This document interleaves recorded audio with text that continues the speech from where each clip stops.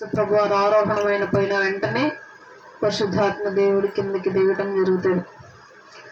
యేసుక్రీస్తు ప్రభువారు చనిపోయాక, సిలువ వేయబడ్డాక ఏం జరిగిందో మనం కొన్ని వచనాల్లో చూద్దాం. యోహాను సువార్త 19వ అధ్యాయము 38వ వచనం చదువుతాం. యోహాను సువార్త 19వ అధ్యాయము 38వ వచనం. అటు తరువాత యూదుల భయము వలన రహస్యముగా యేసు శిష్యుడైన అరిమతయి యోసేపు తాను యేసు దేహమును తీసుకుని పోవుటకు పిలాతు వద్ద సెలవడిగెను. ఈ కాలంలో మనుషులు, బంధువులు, మిత్రులు దేహమును మోయటానికి కూడా తొందరగా ముందుకు రాని రోజులు. కరోనా టైంలో కుప్పలుగా చచ్చిపోయేవాళ్ళు హాస్పిటల్లో చచ్చిపోతేనేమో హాస్పిటల్ స్టాఫ్ తీసుకెళ్ళి పడేసేవాళ్ళు. పిల్ల దగ్గర చచ్చిపోతే, చుట్టూ బంధువులు చచ్చిపోతే హాస్పిటల్లో తీసుకెళ్ళి చచ్చిపోయారు. అయితే ఏపీ మొత్తాన్ని చాలా బాధ కలిగించింది ఒక సిచ్యువేషన్. ఒక ఊర్లో ఒక తండ్రి చనిపోయాడు, కరోనా వచ్చి. కుటుంబానికి ఎవరికి రాలే కరోనా. ఆయనకి 4 ఆడపిల్లలు.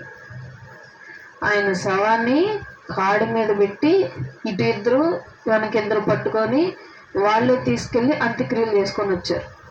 వాళ్ళ బంధువులు, చుట్టుపక్కల వాళ్ళు ఎవ్వరూ రాలే. ఎందుకు? ఆయన చనిపోయింది కరోనాతో కాబట్టి మాకు కూడా వస్తుందేమో అని భయం.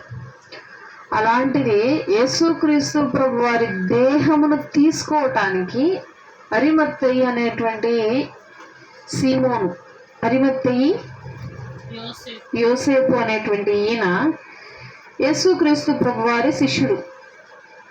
ఇంకొక గ్రంథంలో ఈయన గురించి వివరంగా ఉంటుంది.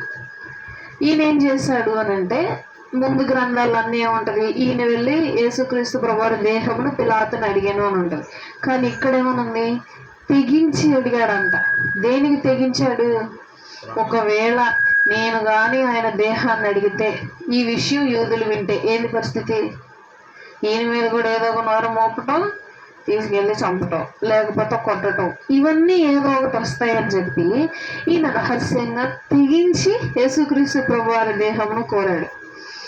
ఆయన కోరగానే పిలాతు గారు అప్పటికి యేసుక్రీస్తు ప్రభువారు అని అంటే కాస్త భయము, ఆయన అంటే కొంత నమ్మకము, కుమారుడు అని చెప్పి ఉన్నది. కాబట్టి పిలాతు గారు ఒప్పుకొని ఎవరికి అప్పగించారు? ఆయన దేహమును శిష్యుడైనటువంటి ఎవరికి అప్పగించారు? అరిమత్తయి యోసేపుకు అప్పగించారు. దాని తర్వాత విషయం చూద్దాం. మొదట రాత్రి వేళ ఆయన యుద్ధకు వచ్చి నికోదేము కూడా బోళముతో కలిపిన అగరు రమారమి 150 సేర్ల ఎత్తు తెచ్చి అంతటా వారు యేసు దేహమును ఎత్తుకొని వచ్చి యూదులు పాతిపెట్టు మర్యాద చొప్పున ఆ సుగంధ ద్రవ్యములు దానికి పూసి నారబట్టలు చుట్టి. మొదటి రాత్రి అని అంటే ఏ రాత్రి వచ్చింది? యేసుక్రీస్తు ప్రభువారిని పాతి పెట్టే మొదటి రాత్రి అంటే ఏ రాత్రి వచ్చింది? అదే ఏ రోజు వచ్చింది? శుక్రవారం, శనివారం, ఆదివారం. శుక్రవారం రాత్రి వెంటనే దేహాన్ని దించుతున్నారు అని తెలిసిన వెంటనే కొంతమంది వెళ్ళిపోయి బోళాన్ని సిద్ధపరచుకొని, నారబట్టలు సిద్ధపరచుకొని, ఒకవైపు నుండి ఒకళ్ళు వచ్చేసారు, ఇంకొకళ్ళు యేసు దేహాన్ని తీసుకొచ్చేసారు, ఇంకొకళ్ళు ప్రధాన యాజకులు కొంతమందిని, ఎందుకు? యూదుల ఆచారం ప్రకారం ఆయన్ని సమాధిలో పెట్టడానికి కొంతమంది, అలా అందరూ కార్యక్రమానికి వచ్చేసారు. రహస్యంగా చేశారు ఇదంతా. ఇదంతా యూదులకి తెలిసిపోయింది. శవాన్ని దించేశారా అని చెప్పి ఆ శరీరాన్ని యూదులు పెట్టుకొని వాళ్ళ ఆధీనంలో స్వాధీనంలో పెట్టుకోవాలని ఆలోచన. కానీ అరిమత్తయి యోసేపు గారు ఏం చేశారు? ఆయన తెచ్చేసుకున్నాడు. ఎందుకు వాళ్ళ స్వాధీనంలో పెట్టుకోవాలనుకున్నారు? తర్వాత చూద్దాం రండి. 40 వచనం చదువుతున్నాం. 41. ఆయన సిలువ వేసిన స్థలములో ఒక తోట ఉండెను. ఆ తోటలో ఎవడును ఎప్పుడును ఉంచబడని క్రొత్త సమాధి ఒకటి ఉండెను. ఆ సమాధి సమీపంలో ఉండెను గనుక ఆ దినమున యూదులు సిద్ధపరచు దినమందైన వారు అందులో యేసును పాతిపెట్టిరి. ఎందుకు అదే ఎంచుకున్నారు అనంటే, అరిమత్తయి యోసేపు గారి కోసము తొలిపించుకున్నటువంటి రాతి సమాధి అని ఉంటుంది ఇంకో సువార్తలు. ఆయన కోసం తొలిపించుకున్న సమాధిలో ఎవరిని పడుకోబెట్టారు? యేసుక్రీస్తు ప్రభువారిని పడుకోబెట్టారు. అప్పటిదాకా ఎవరిని అక్కడ పాతి పెట్టలేదట, ఎవరిని ఆ యొక్క గుహలో ఉంచలేదు. యూదుల ఆచారం ప్రకారం మా చనిపోయినటువంటి వారిని 3 రోజుల పాటు ఆ రాతి సమాధిలో ఉంచుతారు. సుగంధ ద్రవ్యాలు, బోళము అంతా పూసి 3 రోజుల తర్వాత తీసుకువెళ్ళి పాతి పెట్టడం జరుగుతుంది. సో యేసుక్రీస్తు ప్రభువారిని కూడా ఎవరు ఉంచినటువంటి స్థలంలో ఆయన ఉంచడం జరిగింది. తర్వాత 20వ వచనం,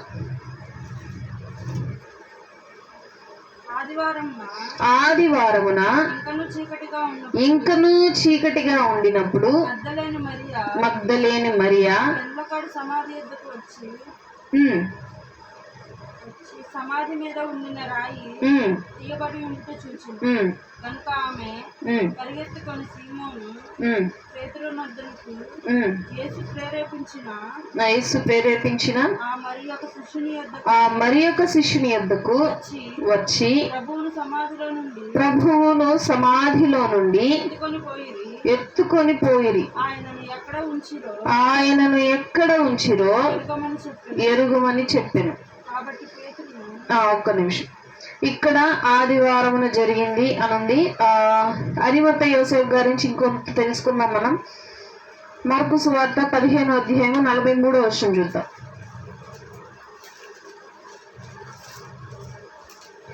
మార్కు సువార్త 15వ అధ్యాయము 43వ వచనం.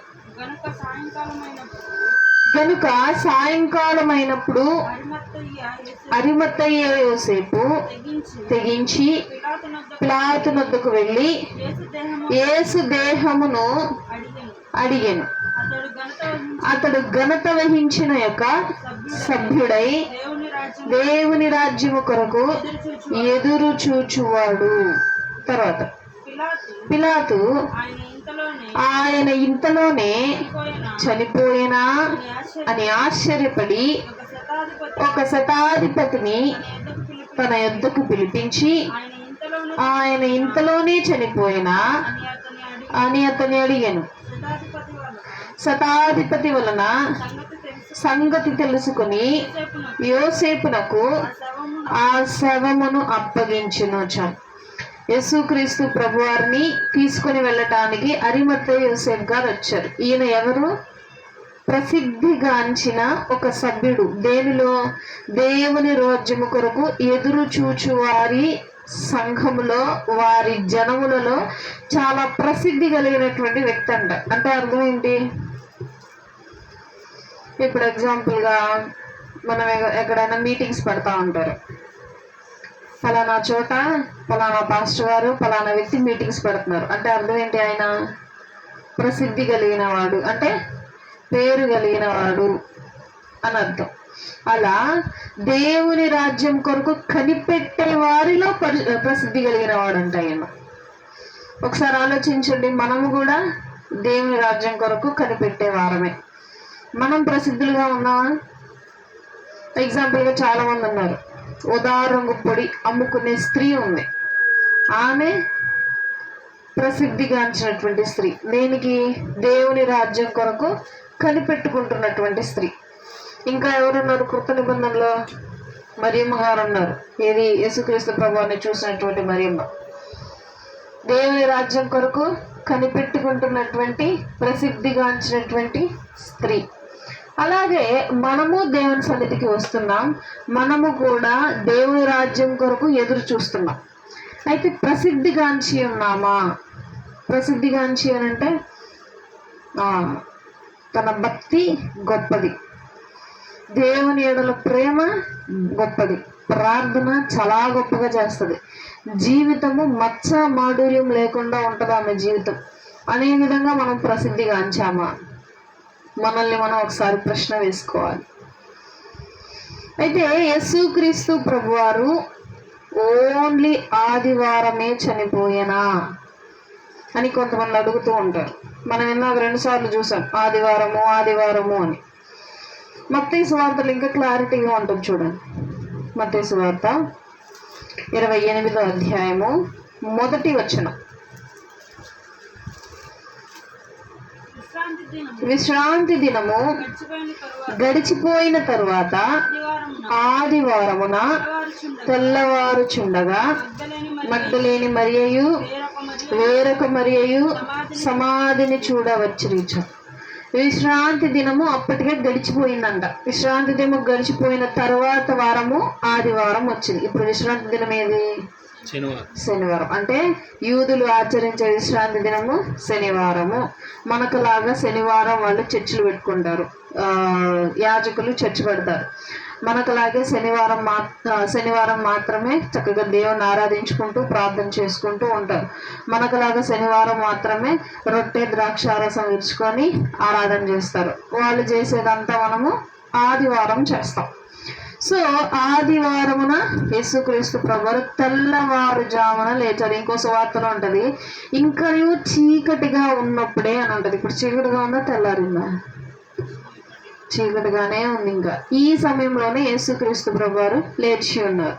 తర్వాత యూదులు ఆ యొక్క దేహమును స్వాధీనంలో ఉంచుకోవాలనుకున్నారు. ఎందుకు ఉంచుకోవాలనుకున్నారు చూద్దాం. 27వ అధ్యాయము మత్తయి సువార్త 27వ అధ్యాయము 62వ వచనం. మరునాడు అనగా సిద్ధపరచు దినమునకు మరుసటి దినమున ప్రధాన యాజకులను పరిసయ్యులను పిలాతునొద్దకు కూడి వచ్చి, అయ్యా, ఆ వంచకుడు సజీవుడై ఉండినప్పుడు 3 దినములైన తర్వాత నేను లేచదనని చెప్పినది మాకు జ్ఞాపకం ఉన్నది. యేసుక్రీస్తు ప్రభువారు నిన్న కొన్ని వచనాలు చూసాం కదా. యోనా ఏ విధంగా అయితే చేప కడుపులో ఉంటాడో అదే విధంగా మనిషి కుమారుడు కూడా 3 రోజులు ఉంటాడు. నేను ప్రధాన యాజకుల చేతను ప్రజల పెద్దల చేతను హింసింపబడి అపహాసింపబడి చంపబడి మరలా 3వ రోజున తిరిగి లేస్తాను. ఇలా 2-3 మాటలు ఆయన చెప్పి ఉన్నారు జనసమూహంలో. ఇవన్నీ ఎవరు గుర్తుపెట్టుకోలేదు? శిష్యులు మర్చిపోయారు, శిష్యులకి గుర్తులేదు. కానీ ఎవరికి గుర్తుంది? యేసుక్రీస్తు ప్రభువారిని చంపిన వారికి గుర్తుంది. ఈ యూదులు వెళ్ళి రాజు దగ్గరికి, అయ్యా, ఈయన బ్రతికి ఉన్నప్పుడు ఒక మాట చెప్పారు, నేను చనిపోయి 3 రోజులు లేస్తాను అని. ఇప్పుడు కానీ ఆయన సమాధిని భద్రం చేయకపోతే ఆయన శిష్యులు వచ్చి ఆ సమాధిలో ఉన్నటువంటి శరీరమును తెత్తుకుపోతారు. అప్పుడు అందరికి ఏమని ప్రచారం చేస్తారు? యేసుక్రీస్తు ప్రభువారు లేచి ఉన్నారు అని ప్రచారం చేస్తారు. కాబట్టి ఆ సమాధిని భద్రం చేయటానికి అనుమతి ఇవ్వండి అని అడుగుతారు. అవునా, సరే తీసుకోండి అనుమతి. కావలి వాళ్ళు మీ దగ్గరే కదా ఉంది, కావలి వాళ్ళ అధికారం అంతా మీ దగ్గరే కదా ఉంది, తీసుకోండి. ఒక 2 మనుషులు ఇటొక్కల్ని ఆ రాయికి చుట్టూరు మంచిగా చైన్లు గట్టిగా దిట్టంగా, అది చాలా పెద్ద రాయి, ఎవరూ పొరలించలేరు అనమాట. ఆ రాయి అంత బలంగా ఉంటది. పొరలించి కాపలాగా కూర్చున్నారు. వెంటనే పరలోకము నుండి 2 దేవదూతలు దిగారు కిందకి. భూకంపం లాగా వచ్చి ఆ రాయి అట్లా కదిలింది. వాళ్ళు కళ్ళారా చూస్తానే ఉన్నారు అనమాట. ఇటు బంటులు ఇటు నుంచినటువంటి కావాలి వారు. ఆ దేవదూతలను ఆ లోపల నుండి అలా బయటకు వస్తూ ఉంటే వాళ్ళ బట్టలు హిమం అంత తెల్లగా ఉన్నాయంట. వాళ్ళ గురించి కూడా చూద్దాం, దేవదూతలు ఏ విధంగా ఉన్నారు.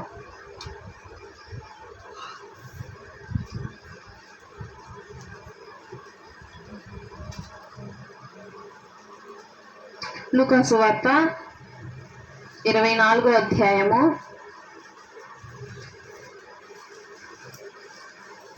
4వ వచనం. లూకా సువార్త 24:4.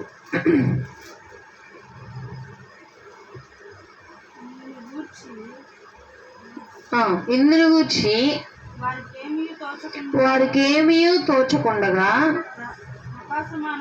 ప్రకాశమానమైన వస్త్రములు ధరించిన ఇద్దరి మనుషులు వారి యొద్ద నిలువబడిరి. వారు భయపడి ముఖములు నేల మోపి ఉండగా వీరు సజీవుడైన వానిని మీరెందుకు మృతులలో వెదకుచున్నారు అని, ఆయన ఇక్కడ లేడు, ఆయన లేచి ఉన్నాడు అని చెప్పి ఉన్నారు. ఇక్కడ మగ్దలేని మరియా గారు చూస్తారు. అక్కడ వారి వస్త్రములు ఎలా ఉన్నాయంటే, వారు చూడటానికి ఎలా ఉన్నారు? ప్రకాశమానమైన వస్త్రములు ధరించి ఇద్దరు మనుషులు వారి యొద్ద నిలుచుని ఉండిరి. ప్రకాశిస్తున్నాయంట వాళ్ళ వస్త్రాలు. ప్రకాశించటం అంటే మెరవటం. ఎప్పుడు మెరుస్తాయి వస్త్రాలు? ఏముంటే మెరుస్తాయి వస్త్రాలు?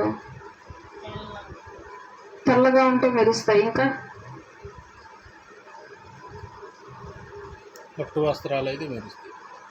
వస్త్రాలు మెరుస్తాయి. ఇంకా చమ్కీలు ఉన్నా మెరుస్తాయిగా. అలాగే ఇంకొకటి చూద్దాం ఎలా ఉంటే మెరుస్తాయో. యోహాను సువార్త 20వ అధ్యాయము 12వ వచనం.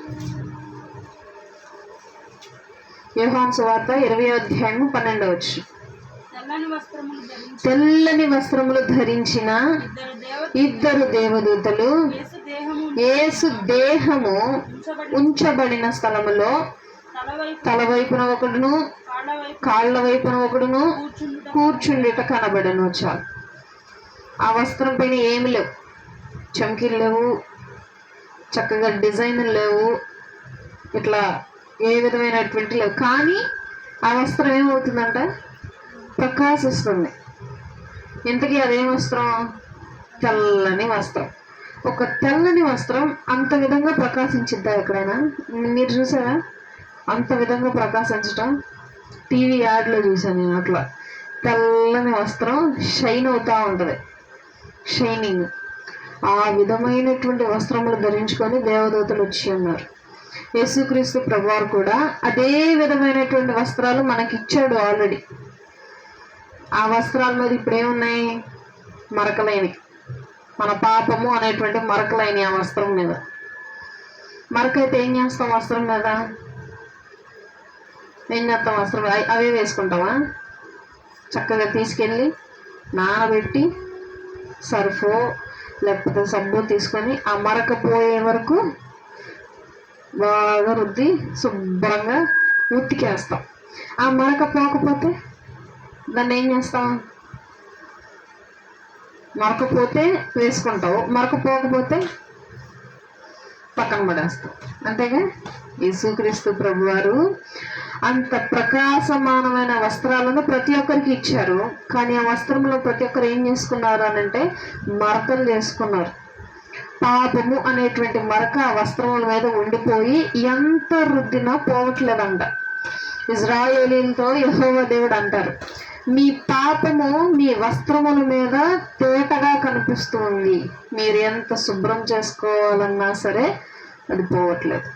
అదే ఆ వస్త్రం మీద మరకపోవాలి అని అంటే కొన్ని చిట్కాలు పాటించాలి. నిమ్మకాయ వేయటము, సోడా వేసి రుద్దటము, ఉంటాయి కదా కొన్ని చిట్కాలు. లేకపోతే గంజి పట్టడము, ఇలాంటివి పెడితే మరకలు పోతాయి చిట్కాలు. ఆ చిట్కా ఏంటది? మనకున్న చిట్కాలు ఏంటి? మరకపోవాలి అని అంటే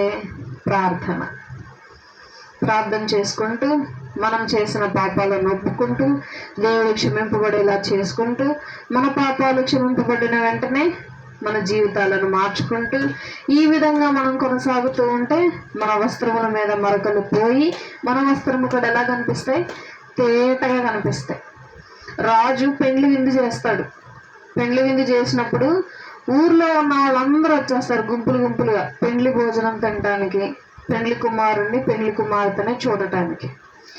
అప్పుడు రాజు వచ్చి ప్రతి ఒక్కరిని గమనిస్తాడు. వారిలో కొంతమందికి పెళ్లి వస్త్రం ఉంది, కొంతమందికి పెళ్లి వస్త్రం లేదు. పెళ్లి వస్త్రం లేని వాళ్ళందరినీ తీసుకువెళ్ళి చీకట్లో పడేస్తాడు. పెండ్లి వస్త్రం వేసుకున్న వాళ్ళని విందులో కూర్చోబెట్టుకుంటాడు. ఎంతకా వస్త్రం ఏంటి? ప్రకాశమానమైన తెల్లటి వస్త్రం. ఈ వస్త్రం నీకు లేకపోయినా ఇబ్బంది, నాకు లేకపోయినా ఇబ్బంది. ఈ వస్త్రం కంపల్సరిగా ఉండాలి. ఈ వస్త్రం లేకుండా పెండ్లి విందులో పాల్గొనుట అసాధ్యము. పెండ్లి వస్త్రము లేని ఒకరిని త్రోసిరి వెలుపల చీకటిలో. పెండ్లి వస్త్రము లేని ఒకరిని త్రోసిరి వెలుపల చీకటిలో. లోపల చేరిన వారు విందులో పాల్గొన్నారు. లోపల చేరిన వారు విందులో పాల్గొన్నారు. పెండ్లి వస్త్రము లేని నొకనిని త్రోసిరి వెలుపల చీకటిలో. పెండ్లి వస్త్రము లేని ఒకరిని త్రోసిరి వెలుపల చీకటిలో. యెహోవా చేత ఆశీర్వదింపబడినవాడా లోపలికి రావా, బయట నిలువనేలా. యెహోవా దేవుడు ప్రతి రాజ్యంలో, తన రాజ్యంలో ఉన్న ప్రతి ఒక్కరికి పెళ్లి వస్త్రాలను ఇస్తే, కొంతమంది ఏం చేశారు? పెళ్లి వస్త్రాలను మురికి చేసుకున్నారు. కొంతమంది ఆ పెళ్లి వస్త్రాలకు మురికి ఉందని చెప్పి కొంతమంది ఆ వస్త్రాలను పడేశారు. కొంతమంది అసలు వేసుకోలేదు. అలాంటి వారు దేవుని రాజ్యంలోనికి వచ్చి సింహాసనం మీద పక్కన కూర్చోటానికి, రాజుతో మాట్లాడటానికి, రాజు విందులో కూర్చుని భోజనం చేయటానికి అర్హులవుతారా? అవ్వరు. తీసుకువెళ్ళటం, నరకంలో పడేయటం, తీసుకువెళ్ళటం, చీకట్లో పడేయటం, తీసుకువెళ్ళటం, రాజు ఆవరణం బయట పడేయటం. వాళ్ళని బయట ఉన్న వాళ్ళందరూ వేదనతోనూ, బాధతోనూ, శోధనతోనూ అల్లాడిపోతా ఉన్నారు. లోపల ఉన్నవారు హ్యాపీగా ఉన్నారు. సో మనము ఏ కోటాలో ఉన్నాం? యేసుక్రీస్తు ప్రభువారు మన కొరకు తన రక్తాన్ని చిందించి, ప్రోక్షించి, మరలా తిరిగి 3వ దినాన లేచాడు. ఆయన చేయాల్సిన ఆయన చేశాడు. ఆయన ఏం చేయాలనుకున్నాడో ఆయన 33.5 సంవత్సరాల్లో మొత్తం చేసి ఆయన వెళ్ళిపోయారు. ఇప్పుడు మనం ఏం చేయాలి? మనకిచ్చిన వస్త్రాలు ఇప్పుడైనా సరే ఏం చేయాలి? వాటిని కడగాలి. తెల్లటి వస్త్రం. ఆ వస్త్రం ఎలా కనిపిస్తుంది? ఎదుటి వారికి మెరుస్తుంది. ప్రకాశమానమైన తెల్లని వస్త్రములు ధరించుకున్నటువంటి 2 పడుచు వాళ్ళు అని అంటది ఇంకొక గ్రంథంలో. హిమం అంతా తెల్లగా. హిమం అంటే మంచు తెలుసా? మంచు పడతా ఉంటుంది వేరే ప్రదేశాలు. మంచులాగా తెల్లగా ఉంటుంది ఆ వస్త్రం. సో మన వస్త్రములు ఏ విధంగా ఉన్నాయి? యేసుక్రీస్తు ప్రభువారిని నార బట్ట చుట్టి సమాధి పైన పడుకోబెడితే, ఆయన లేపబడిన వెంటనే ఆ నార బట్ట చక్కగా అమర్చి, ఒకటేమో ఒకవైపు, ఇంకొకటేమో ఇంకో వైపు, అంటే 2 కలిపి కాకుండా పెట్టారంట. ఎందుకు ఆ బట్టలు విడివిడిగా అలా పెట్టారు అని అంటే, యూదుల ఆచారం ప్రకారం, వాళ్ళ ప్రకారం ఏంటి అని అంటే, ఇప్పుడు ఎగ్జాంపుల్గా కూర్చొని వాళ్ళు డైనింగ్ హాల్ మీద భోజనం చేస్తున్నారు. భోజనం చేసేటప్పుడు వాళ్ళు ఏం చేస్తారు? స్పూన్స్తోనూ ఫోక్స్తోనూ తింటూ ఉంటారు. పక్కన కర్చీఫ్ ఉంటుంది, చక్కగా కర్చీఫ్ తీసుకోవటం, తుడుచుకోవటం. మడత పెట్టిన కర్చీఫ్ అట్టాగా తీసుకొని తుడుచుకుంటారా? చక్కగా విడమర్చి దాన్ని తుడుచుకొని మళ్ళీ అక్కడ పెడతారు. ఇక తర్వాత ఫుడ్ ఇంకా ఉంది ప్లేట్లో.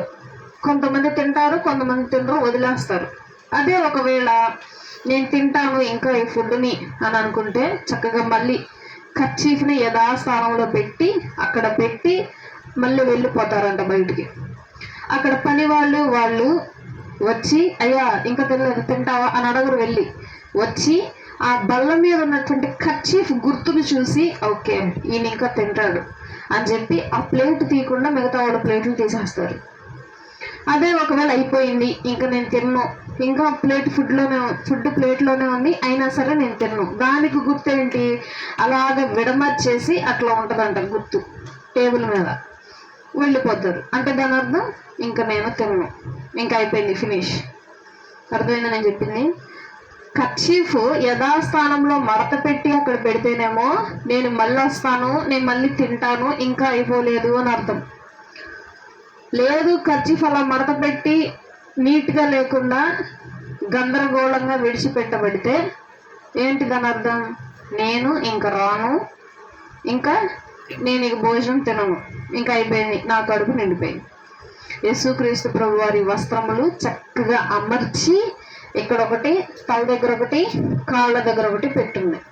అప్పుడు వారికి అర్థమైంది, ఆహా, ఆయన మరలా ఏమవుతున్నాడు? తిరిగి రాబోతున్నాడు. గుర్తులు. ఎందుకు వస్త్రం ఆ విధంగా మడత పెట్టి పక్కన పెట్టబడింది? అసలు వస్త్రం ఎందుకు వదిలిపెట్టాలి? దేనికి ఏం చేసుకుంటాం వస్త్రం? ఆయన చుట్టిన వస్త్రం. ఆయన ముఖమే ఇప్పటిదాకా ఎవరికి తెలియదు. ఒకవేళ తెలుసుంటే పూజలు పునస్కారాలు గొప్ప గొప్పగా జరిగిపోయాయి. ఆయన మొహము లేకపోతేనే సినిమాలో యాక్ట్ చేసిన వాళ్ళ మొహాలు తీసుకెళ్ళి ఇప్పుడు పూజించేస్తున్నాం. డైరెక్ట్గా ఆయన మొహమే కనిపిస్తే. అందుకే దేవుడు మనుష్యుల పోలికను పూజించకుండా ఆత్మను, సంపూర్ణమైన ఆత్మను, శక్తిని, వాక్యమును పూజించాలి అని చెప్పి ఆయన గూర్చి ఆనవాలే లేవు ఇప్పటిదాకా. మనం ఎవరిని పూజిస్తాము? ఆత్మీయ ఉన్న దేవుణ్ణి పూజిస్తాం మనం. సో మన ఇంటి నిండా ఏముంటాయి? దేవుని ఫోటోలు ఉండవు, వాక్యాలు ఉంటాయి. మన ఇంటి నిండా ఏముంటాయి? ప్రార్థనలు ఉంటాయి. అట్లాంటి దేవుడు బట్టలను ఎందుకు వదిలిపెట్టలేడు? చూద్దామా వచ్చిన ఒకసారి.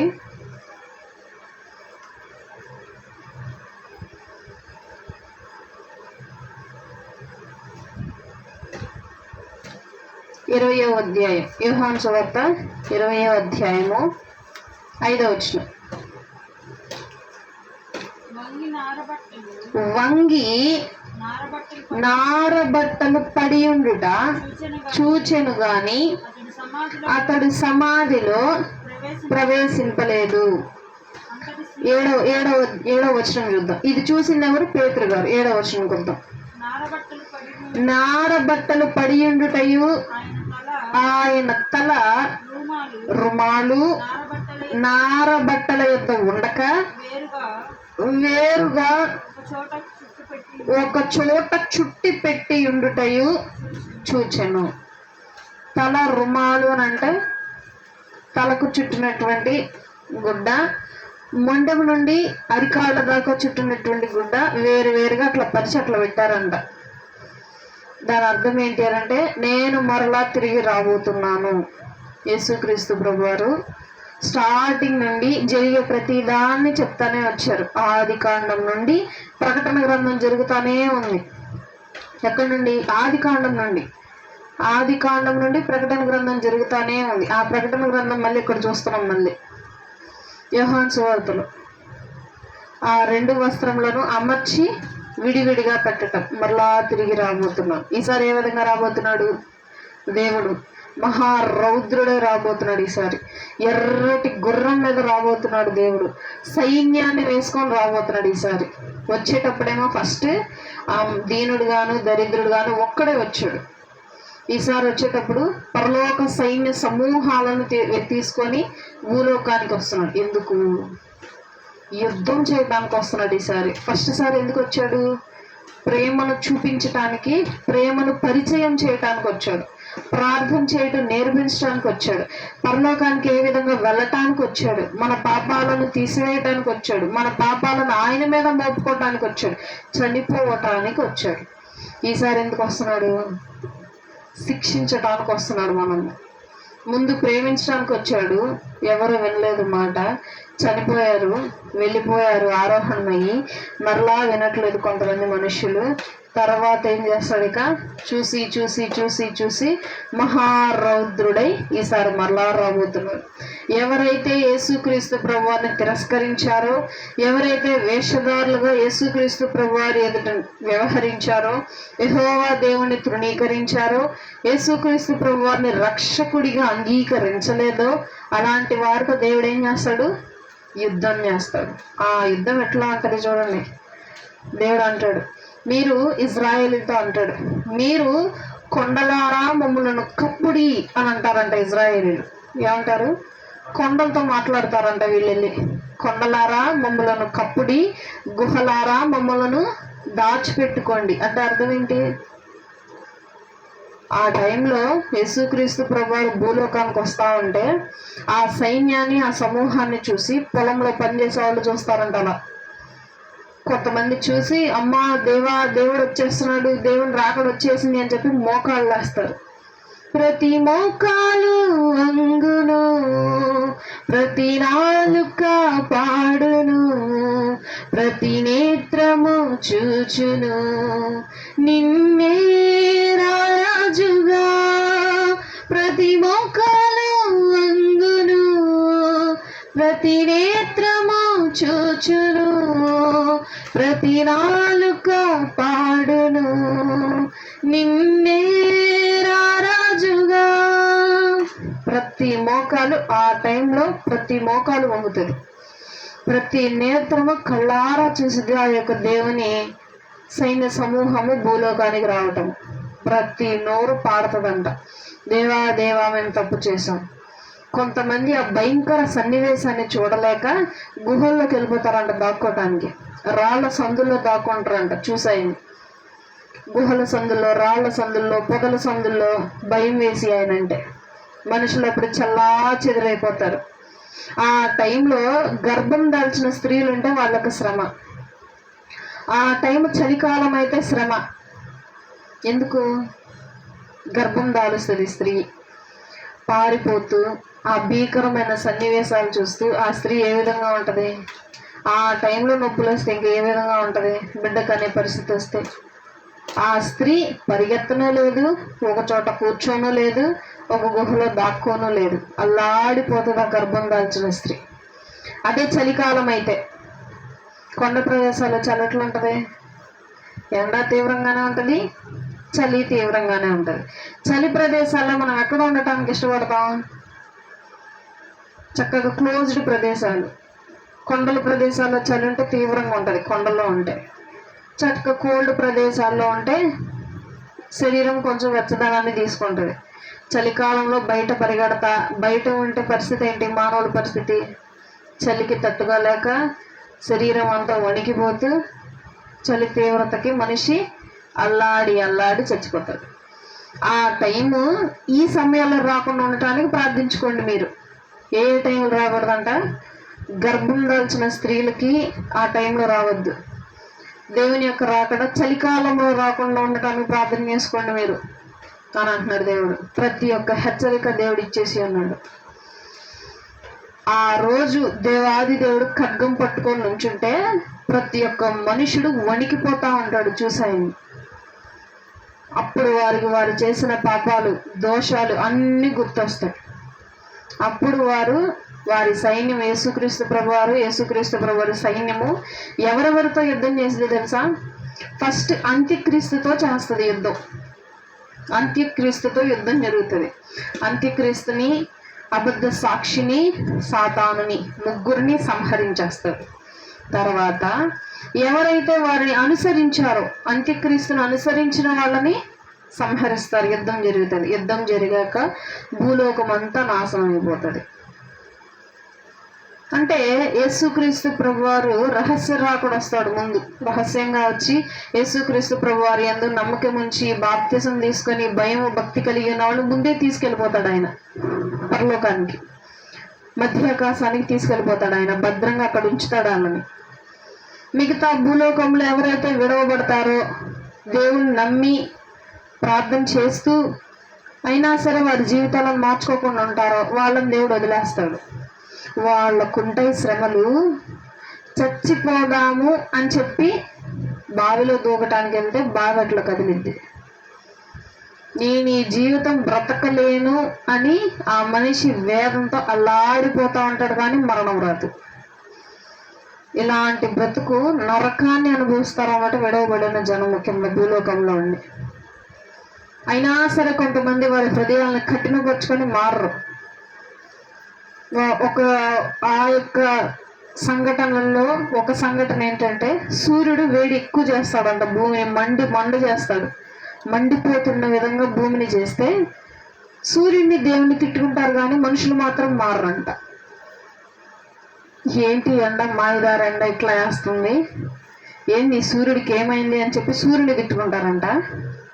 మమ్మల్ని ఎందుకు చేసావు, ఈ భూమి ఎందుకు చేసావు, మేము అడిగామా మమ్మల్ని చేయమని, ఇంత వేడిచ్చి మమ్మల్ని కాల్చి చంపేస్తున్నామని చెప్పి మనుషులు తిట్టుకుంటారంట దేవుణ్ణి.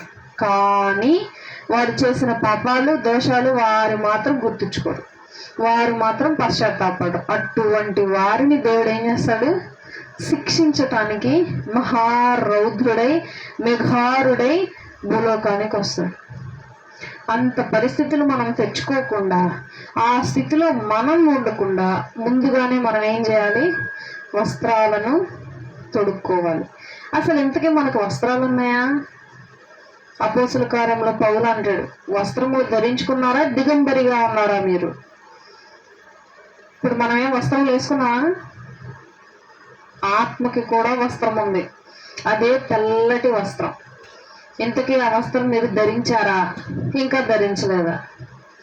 ధరించకపోతే ధరించాలి.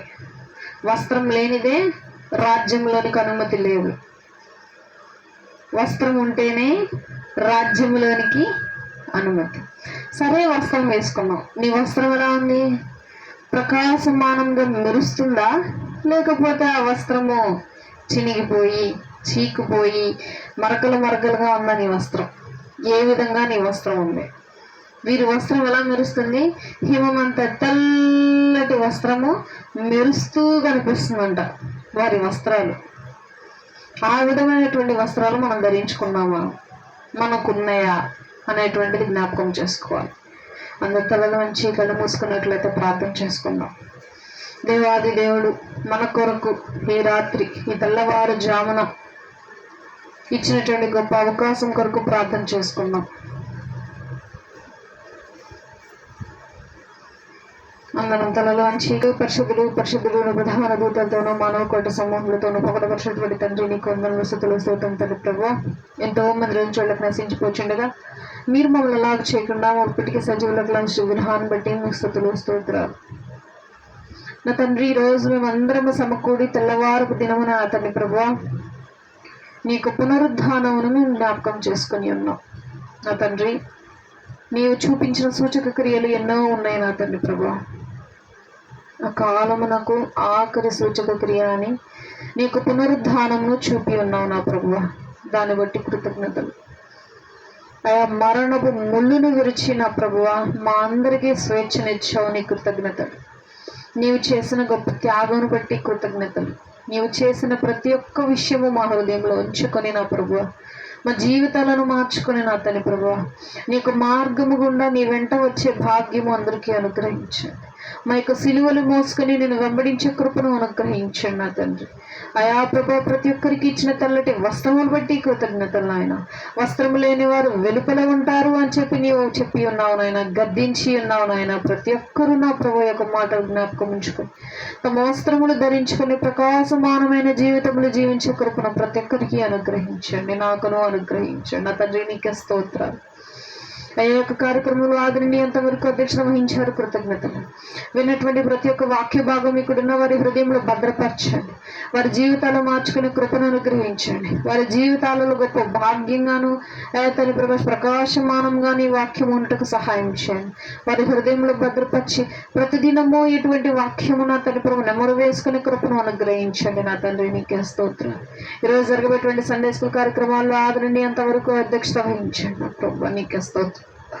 అయ్యా నా తండ్రి ప్రభా సండే స్కూల్ రాకపోకలు తోడుగా ఉండండి. బిడ్డలు సండే స్కూల్ వస్తా ఉన్నారు, రాకపోకలు మీరు తోడుగా ఉండండి. వారికి మంచి తెలివిని జ్ఞానమును అనుగ్రహించండి. అయా వారు విన్నటువంటి కథలు, కంటక వాక్యాలు, పాటలు జ్ఞాపకం ఉంచుకున్నట్టుకు సహాయించండి. మరలా 2 నుంచి 4 దాకా తండ్రి ప్రభా పునరుద్ధానపు తండ్రి ప్రభా ఆరాధన జరగబోతా ఉన్నది. అయా క్రమంలో మీరు తోడుగా ఉండండి. రానటువంటి వారిని మీరు జ్ఞాపకం చేసుకోండి.